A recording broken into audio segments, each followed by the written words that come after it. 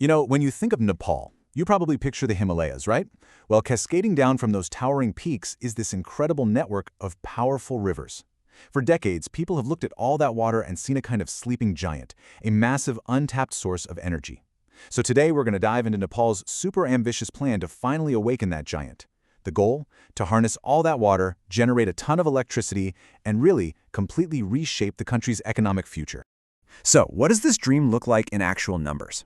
We'll get this. The goal is a whopping 11,769 megawatts of electricity. And they want to hit that target by 2029, which is all part of their 16th five-year plan. I mean, this isn't just some number on a spreadsheet, right? It's a huge declaration of intent, a signal that they're serious about a new era of energy independence and, hopefully, major economic growth. Okay, so to hit a target that big, you're obviously not talking about a few small projects here and there. Nope, we're talking about absolute giants. Just take a look at something like the Upper Arun project. That one alone is designed to generate over 1,000 megawatts. And that's just one of them. The list of projects being planned or already under construction is just massive. You gotta understand, these aren't just power plants. They're seen as nation-building endeavors, plain and simple. And hey, if they can actually pull this off, the payoff is, well, it's transformative. Just think about it for a second.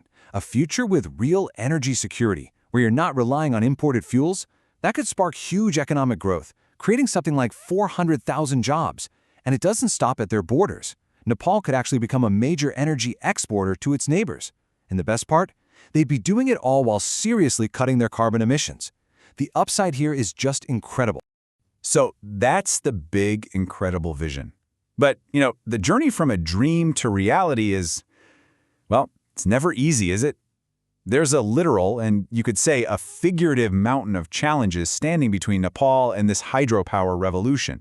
Yeah, anyone trying to build one of these projects is up against a pretty daunting list. You got political instability that can just stall things for years. The upfront cost, it's astronomical, which makes finding the money a constant battle. But you know what's wild? Even if you get the funding, you then have to navigate this incredibly complex maze of rules and regulations. And honestly, that might be one of the hardest parts of the whole thing. And that's exactly what we're going to do now. We're going to decode some of those environmental regulations. Because really, to get why building hydropower in Nepal is such a challenge, you absolutely have to understand the complicated legal hoops that every single one of these projects, big or small, has to jump through. Okay, so right at the heart of all these rules is something called an environmental impact assessment, or an EIA for short. Think of it as a super detailed study of a project's potential effects before a single shovel hits the ground. An EIA looks at, well, everything. How will this affect the local ecosystem, the water? What about the people living nearby? It's a really critical step that's supposed to make sure all this development happens responsibly. But here's the thing, not every project gets the same level of scrutiny. Nepali law basically sets up two different tiers, and it all depends on the size of the project. So for the smaller ones, we're talking between 1 and 50 megawatts, a less intense review called an Initial Environmental Examination, or IEE, is all that's needed. But for the big ones, anything over 50 megawatts, that's when you have to do the full, comprehensive environmental impact assessment. So yeah, the bigger the project, the deeper they have to dig into the details. So with all these massive financial and regulatory hurdles, you might be asking, how does anything get built? Well, one of the key strategies they're using is collaboration. To get over these challenges, the country is turning more and more to something called public-private partnerships. So, what exactly is a public-private partnership, or PPP? It's basically a long-term deal between the government and a private company to build and run something for the public.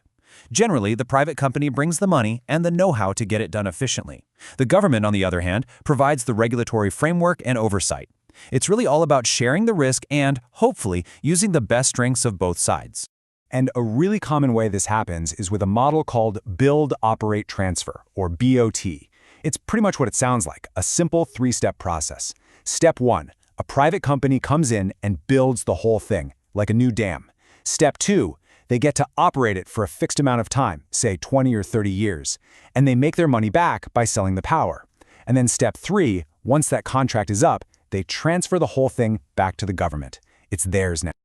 And this quote from our source material really just nails the whole idea behind it. It says the goal is to leverage the strengths of both sectors, the public sector's regulatory and policy oversight, and the private sector's efficiency, innovation, and capital. It's all about creating that perfect blend, right? So when you boil it all down, Nepal's entire hydropower future really comes down to finding a very delicate balance. It's this constant tug of war, a negotiation between the urgent need for economic growth on one side and the massive responsibility to protect a really unique and fragile environment on the other. And make no mistake, the stakes here are incredibly high. Just look at the forces at play.